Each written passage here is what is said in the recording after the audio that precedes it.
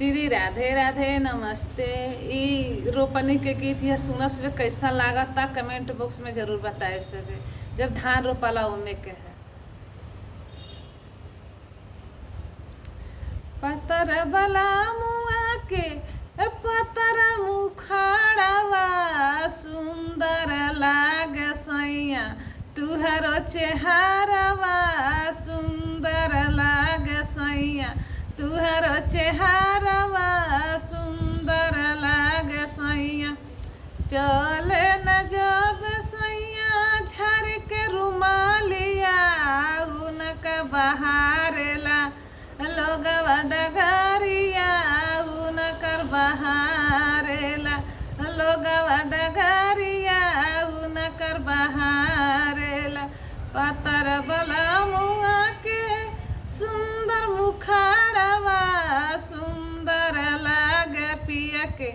हमर चेहरवा सुंदर लाग पिया के हमर चेहरवा सुंदर लाग पिया के जौने अटरिया रजवा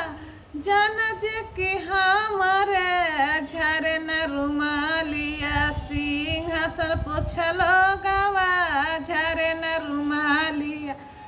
सिंहासन पोछलो गवा झरन रुमालिया जौन नगरिया जन हमर जे राजवा झरन रुमालिया लोगवा बाहर डगरिया झरन रुमालिया राजवा बाहर डगरिया झरन रुमालिया राजवा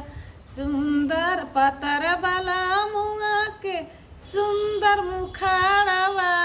सुंदर लाग उनकर सुंदर चेहरवा सुंदर लाग उनके।